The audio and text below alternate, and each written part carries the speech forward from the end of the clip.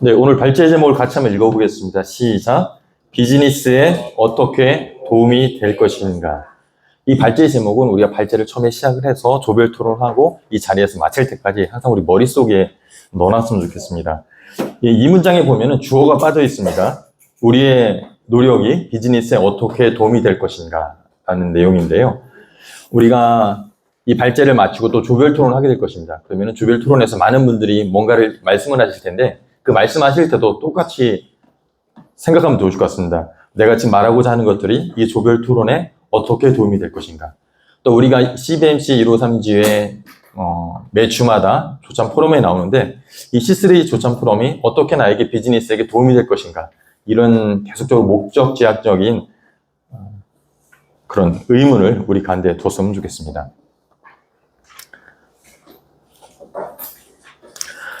오늘 발제의 배경 및 이유는 특허와 상표의 등록 요건과 대응 전략을 숙지하고 나아가 목적에 맞는 목표를 현실적으로 수립하고 있는지 현재 수행 중인 비즈니스 노력에 대한 점검의 계기를 마련하고자 함입니다. 저는 특허 출원과 특허 등록 컨설팅을 하고 있어요. 그리고 저도 사업을 하다 보니까 많은 고객분들에게 저를 알리고 싶고 현재 저희하고 비즈니스 같이 하고 있는 고객과 여러 가지로 같이 가고 싶은 생각이 있습니다. 이런 생각이 있기 때문에 여러 가지 노력을 해요. 그런데 그 노력이 하는 게 진짜 어떤 제가 원하는 기대치에 실질적으로 달성하느냐, 달성하지 못하느냐 그런 사안들이 있었습니다. 그리고 저희가 특허와 상표에 대해서 많은 고객들을 만나다 보면은 분명히 그렇게 하면 안 되는데 그분들이 가지고 계시는 특허와 상표에 대한 관성적인 생각이 있으셨어요. 그래서 그 생각을 가지고 뭔가 대응하시다 보니까 노력은 노력대로 하는데 또 결실은 결실대로 안 나오는 것들을 봤습니다. 그래서 이 시간은 특허와 상표에 대한 우리가 기본적으로 챙겨야 될 그 지식과 더 나아가서는 특허와 상표뿐만 아니라 우리 비즈니스에 있어가지고 내가 비즈니스를 지향하는 데 있어서 어떤 노력을 하는데 그 노력이 정말 내가 거두기를 원하는 것에 달성하는 데 도움이 되는 건지 아니면은 헛된 노력만 하는지 그런 것들을 깊이 살펴봤으면 좋겠습니다. 주제 성경 말씀을 같이 읽어보겠습니다. 시작. 그러므로 나는 다름질하기를 향방 없는 것 같이 아니하고 싸우기를 허공을 치는 것 같이 아니하며 내가 내 몸을 쳐 복종하게 함은 내가 남에게 전파한 후에 자신이 도리어 버림을 당할까 두려함이로다. 여기에 보시면은 제가 핵심 키워드에다가 밑줄을 쳐놨습니다. 앞에 화면을 보시면은 향방 없는, 그리고 허공을 치는, 복종하게 함은 버림을 당할까. 우리가 비즈니스든 신앙생활이든 우리가 153 생활이든 간에 향방 없이 하게 되면은 노력은 노력대로 들고 우리가 원하는 목표에 이를 수 없습니다. 또한 뭔가 노력은 하는데 허공을 치는 것 같이 아무 생각 없이 하게 되면 또한 마찬가지입니다. 그렇기 때문에 내가 하고 싶은 대로 하는 것이 아니고 반드시 내가 해야 할 것들을 하기 위해서 나 자신을 복종시키는 작업들. 왜냐하면 그렇게 안 하면은 노력은 노력대로 하고 내가 비즈니스 현장 가운데서 버림을 당하게 되고 내 삶의 현장 가운데서 내가 원치 않는 모습에 이를 수 있기 때문입니다. 그리고 특허의 등록 요건과 대응 전략이 있습니다. 우리가 살아가다 보면은 법이라는 게 있어요.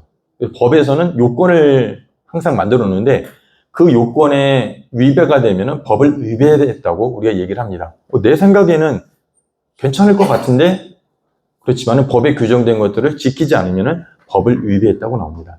그럼 우리가 기업에서 특허를 출원해서 특허를 등록받을 때도 특허를 등록받기 위한 등록 요건이 있습니다. 그래서 그 요건에 충족을 하면은 그 발명에 대해서 특허를 주는 거고 아무리 내용이 좋고 어떻다 할지라도 그 등록 요건을 만족하지 않으면은 등록을 줄 수 없는 겁니다. 그래서 제가 살펴본 등록 요건인 4가지가 있었어요. 첫 번째는 같이 한번 읽어볼까요? 시작. 발명의 성립성, 기술. 썼는데 이게 무슨 얘기인가? 많은 분들이 특허라고 하면은 새로운 거, 뭔가 멋진 거, 진보된 거, 이거는 특허를 받을 수 있을 거라 생각을 해요. 그래서 어떤 분들은 내가 좋은 교육 커리큘럼이 있는데 이게 특허로 될 수 있나요? 물어보세요. 그런데 결론 먼저 말씀드리면은 우리가 교육을 진행할 때 쓰는 교육 커리큘럼 같은 거는 특허로 보호할 수 있는 대상이 아닌 거예요. 특허라는 거는 기술을 보호하는 거면서 특허의 대상은 기술이구나. 그렇다면은 내가 지금 특허에 대해서 고려하고 있는 게 특허로 보호받을 수 있는 기술인지 아닌지를 먼저 판단하는 것이 더 필요합니다. 또 기술이라는 이 용어도 우리가 일반적으로 사용하는 기술이라는 용어하고 특허에서 사용하는 기술이라는 용어는 또 약간 좀 별개일 것입니다. 예를 들어서 이강인 선수가 바나나 킥을 차는 그런 기술을 가지고 있어요.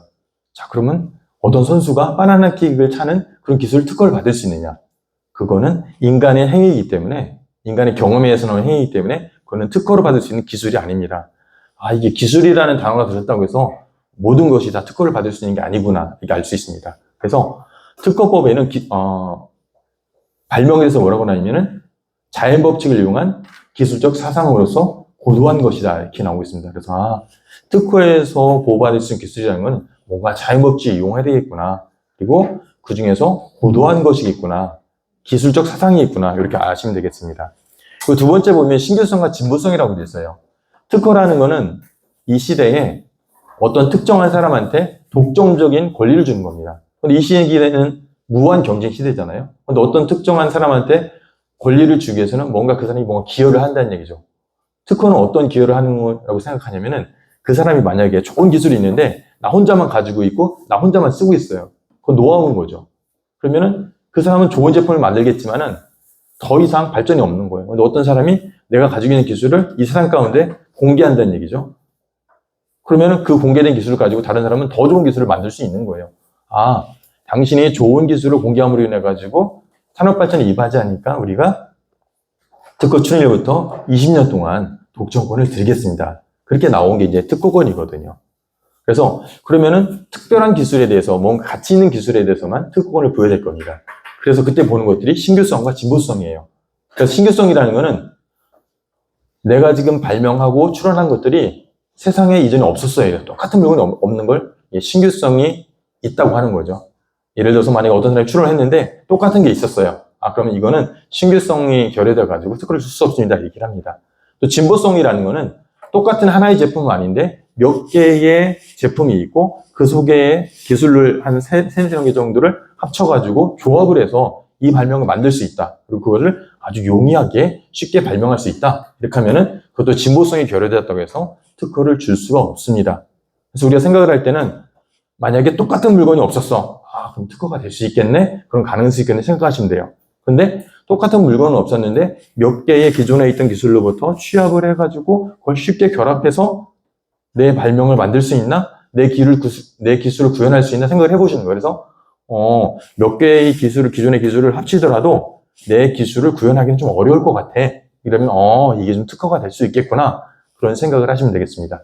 세 번째는 선출원주의예요. 약간 단어가 좀 어려운데 선출원주의라는 거는 똑같은 기술과 똑같은 발명일 때는 하루라도 먼저 출원한 사람이 그 사람이 특허를 가져갈 수 있습니다. 그렇기 때문에 특허에는 역시 타이밍이라는 게 필요한 거죠. 근데 만약에 동일 날짜에 동일 기술이 출원된다. 그러면 상호간의 협의를 거쳐가지고 하나의 출원만 등록을 받을 수가 있습니다. 그리고 네 번째는 출원 전에 공개되지 않아야 됩니다.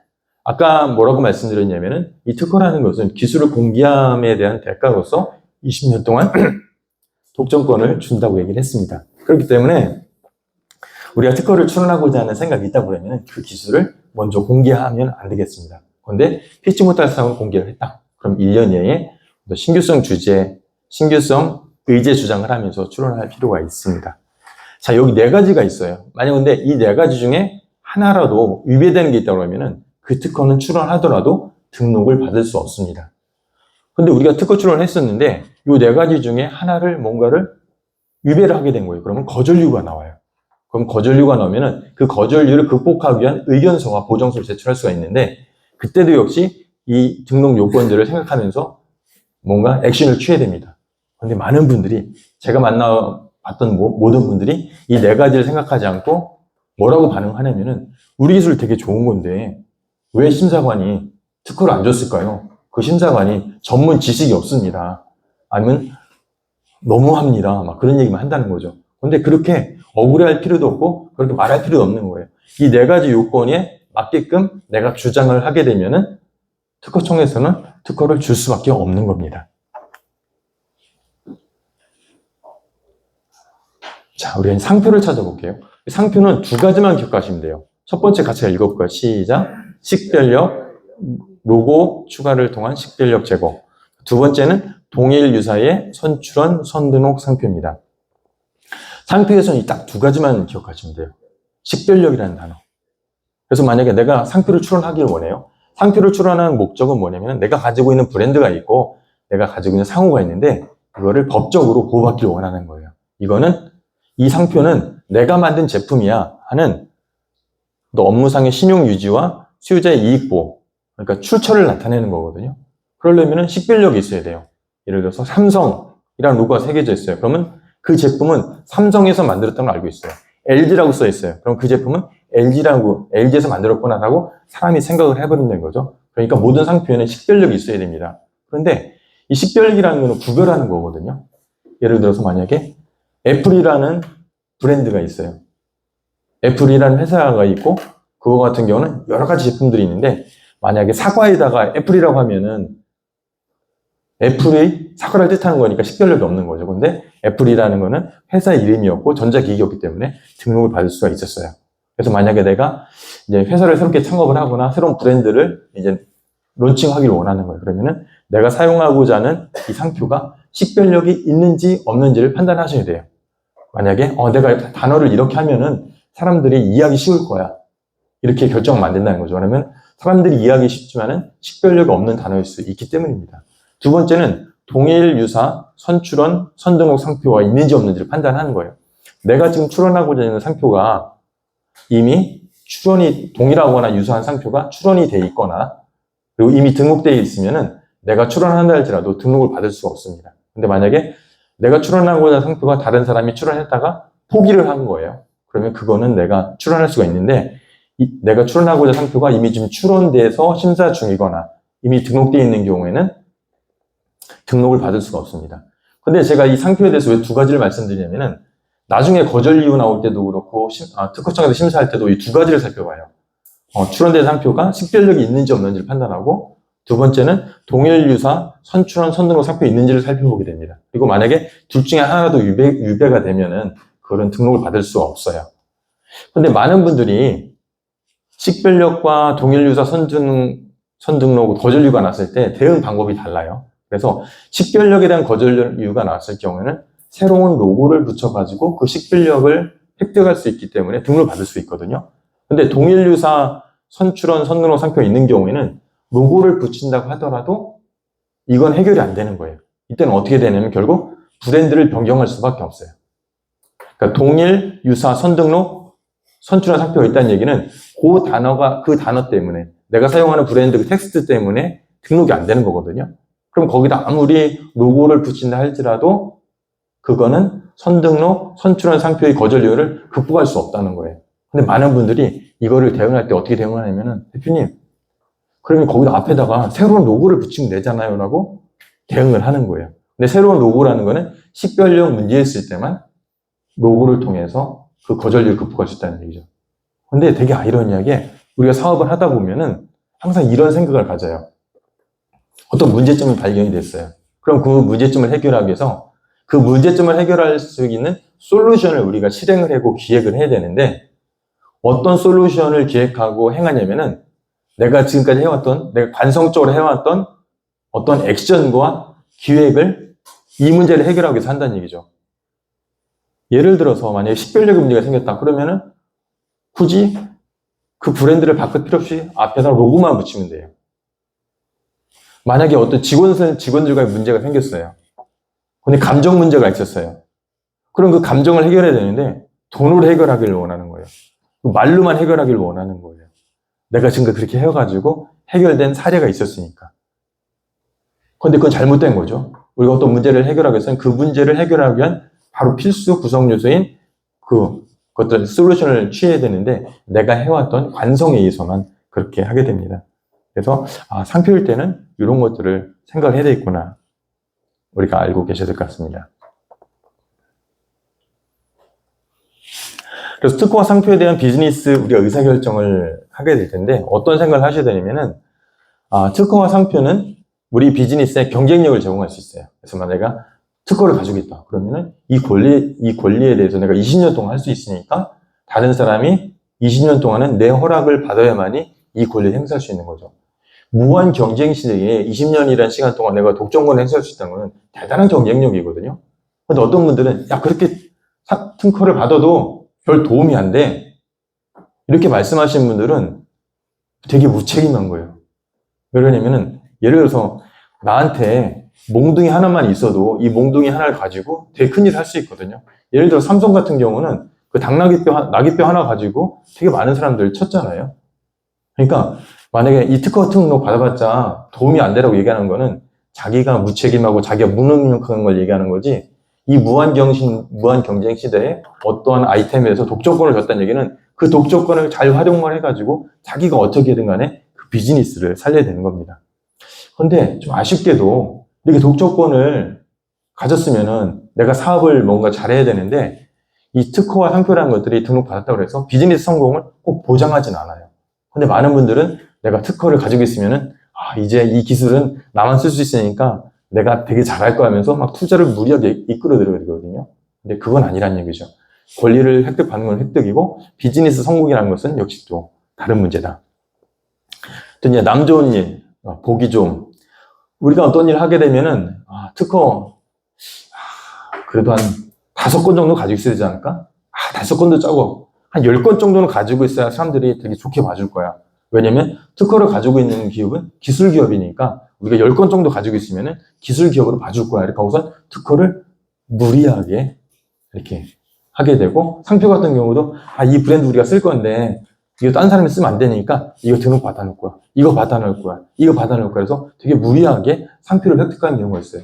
물론 우리가 특허를 획득하고 상표를 획득하는 데 있어가지고 자원이 충분히 확보가 돼 있다고 그러면 상관이 없겠죠. 근데 우리 같이가 아니고 만약에 그분한테 있어가지고 그것들을 획득하는 재정에 좀 무리가 있다 할 경우에는 우리가 지금 이것들을 이 타이밍에 하는 것이 맞는지, 언제 하는 게 좋은 건지, 10개 중에 어떤 거를 우선적으로 해야 될지 이런 결정을 해야 할 필요가 있습니다. 만약에 어떤 남의 보기에 좋게끔만 하기 위해서 외형적인 걸 키우다 보면은 그게 비즈니스 성공을 보장 못하기 때문에 여기 나한테 로스만 될 수가 있습니다. 우리는 특허를 내든 상표를 내든 간에 우리가 비즈니스를 하고 있다는 걸 늘 생각하셔야 돼요. 그래서 비즈니스라는 거는 비용이 들어갈 수밖에 없고 기간이라는 게 소요될 수밖에 없습니다. 그리고 우리가 돈 투여해야 된 거에 대해서 기대 효과가 얼마만큼 있는지도 판가름 해보셔야 됩니다. 그리고 이거를 지금 할지, 2년 후에 할지, 3년 후에 할지, 역시 타이밍도 상당히 중요됩니다. 자, 이렇게 말씀을 드리니까 그러면은 이게 특허를 출원하지 말아야 되겠구나, 상표를 출원하지 말아야 되겠구나. 왜냐면은 우리 지금 돈이 없기 때문에 지금 못하고 나중에 돈 생기면 상표를 출원하고 특허를 출원할 거야, 이렇게 생각하면 안 되는 거예요. 제가 지금 말씀드린 거는 해야 된다, 하지 말아야 된다는 사안이 아니고 비즈니스에 어떻게 도움이 될 것인지를 생각하자는 거죠. 예를 들어서 내가 지금 돈은 좀 부족해. 그렇지만은 지금 이 시점에서 이 기술 분야에 대한 특허를 반드시 확보해야 돼. 그러면 약간의 무리가 되더라도 지금 이 특허를 확보해야 된다는 거예요. 내가 지금 이 상표를 내가 지금 출원해서 등록해 놓지 않으면은 다른 사람이 먼저 그 브랜드를 선점할 거야. 그러면 나한테 이런 장애물이 생길 것 같아. 그러면 좀 무리가 되더라도 이걸 해야 되겠다, 이런 결정을 하시면 되고, 내가 지금 뭔가 열정적으로 하고 싶은 사업이 있는 거예요. 사업이 하고 있는데 특허를 출원했더니 잘 등록이 안 되는 거예요. 근데 사람이라는 거는 자기가 한번 관심 가진 거 있으면 꼭 뭔가 달성하기를 원해요. 그러면 이런 모양이든 저런 모양이든 어쨌든 억지로 다가 특허를 받아놓게 되는데, 억지로 다 특허를 받았다고 그래가지고 그게 사업이 잘 되느냐? 그건 아니거든요. 그러니까 항상 우리가 특허든지 상표든지 너무 거기에 과몰입하는 게 아니고 내가 지금 이거 하고자 하는 게 내 비즈니스의 전체적인 목적 가운데 한 목적적인 거지. 그거를 살펴볼 필요가 있습니다. 우리가 잠시 후에 발제를 마친 후에 토론을 할 거예요. 20분 동안 토론을 할 겁니다. 그러면은 내가 하고 싶은 말이 되게 많겠죠. 보통 우리가 3분씩만 같이 돌아가면서 하는데 너무 열정적인 순간 5분도 하고 싶어 해요. 근데 우리가 그런 마음이 들 때 어떤 생각을 해야 되냐면, 내가 지금 이 20분이라는 시간 가운데 이 말을 하는 게 우리 조별 토론에 어떤 기대와 효과가 있을까? 우리 조별 토론이 지향하는 바, 성경적 경영을 토론하고 하나님의 종을 하는 이것 가운데 내가 지금 이 말하고 나는 게 도움이 될까? 아까 제목이 뭐였냐면은 비즈니스에 어떻게 도움이 될까 했잖아요. 그럼 내가 지금 이 말하고자 하는 게 우리 조별 토론회, 그리고 이곳에 오신 우리 대표님들 가운데 어떻게 도움이 될 건가 생각을 해보고, 이거는 내가 말하고 싶은 열정 때문에 그런 거지 전혀 도움이 되지 않을 것 같다면 자기 말을 줄이는 거예요. 또 그런 식으로 하시고, 만약에 우리가 이제 매주 화요일마다 요 C3 주점 프로그램 가운데 나옵니다. 그때도 역시 똑같은 질문 하시는 거예요. 내가 지금 여기 C3 포럼에 나오는 게 내 비즈니스 어떻게 도움이 될까? 내가 도움이 되게 하려면 어떻게 하면 되지? 그러려면은 내가 이 자리에 와서 어떤 인맥을 만들어가지고 뭔가 사업을 수주하기보다는 여기는 와서는 내가 성경적인 경영을 반드시 바르게 세워가지고 그 성경적인 경영에 따라서 내 기업을 경영하기 위한 그런 모티브를 얻게, 인사이트를 얻게 한 그런 기회로 만들어보자. 이 시간이 1시간밖에 안 되니까 내가 초집중을 해서 이것 가운데 하나님께서 나에게 뭐라고 말씀하시는지, 우리 지체를 통해서 우리 비즈니스에서 어떻게 점검하기를 원하시는지 내가 정신 차려서 꼭 들어보자. 이런 생각을 하신다는 거죠. 그리고 또 만약에 우리 모임이 끝났어요. 끝나시면은 또 이제 사람들 만나니까, 그럼 어차피 우리가 일주일에 한 번씩 만나니까 어떻게 하면 이 짧은 시간 가운데 이분들과 교제를 하고, 이분들을 더 자세히 알아가고, 이분들에서 기도하고, 또 나를 어떻게 이분들한테 소개를 하고 어필할 것인지, 이런 것들을 생각하신다고 그러면은 상당히 도움이 될 것 같습니다. 그래서 이 시간 토론을 위한 질문은, 진행 중인 비즈니스 상황 중에 현실에 맞게 시정될 것은 무엇입니까? 제가 오늘 특허하고 상표에 대해서 말씀드렸지만 특허하고 상표로 국한하는 게 아니라는 거예요. 오늘 제가 특허와 상표라는 거를 하나의 그냥 화두로 던진 겁니다. 특허와 상표를 진행하는 데 있어 우리 고객을 만나다 보니까 반드시 목적을 달성하는 데 도움되는 행동을 하는 게 아니고 엉뚱한 행동을 하더라. 그러니까 혹시 내가 지금 진행 중인 비즈니스가 있고 어떤 것도 이루기 위해서 지금 뭔가 내가 노력을 하고자 하고 누구한테 공을 들이고 있는데, 이 공을 들이고 있는 게 과연 내 사업 가운데 도움이 될 것인지, 아니면 내가 엉뚱한, 보통 사람들 말하면 뻘짓 한다고 하잖아요. 그 뻘짓을 하려고 하고 있는 건지, 이 시간 가운데 하나님이 주시는 음성이 있다고 하면은 그거에 대해서 반응을 하자는 거죠. 그래서 진행 중인 비즈니스 상황 중에 현실에 맞게 시정될 것은 무엇인지 이 시간 스스로 한번 살펴보고 한번 나눠보는 겁니다. 두 번째는 단기적 또는 장기적으로 특허와 상표를 확보해야 할 기업 자원이 혹시 생각나셨다 하면은, 나는 앞으로 이 사업을 할 건데 이거는 특허로 뭔가 해야 될 것 같아요. 상표로 해야 될 것 같은데 혹시 어떻게 생각하시나요? 이런 의견을 나누면 좋을 것 같습니다. 그래서 이제 토론할 텐데 지금 30분이기 때문에 7시 50분까지 토론하고요. 각 조장님들 잠깐 일어나 주시겠습니까? 성격적인 경영을 위한 다지라서 조장님께서 박수 드리겠습니다. 네.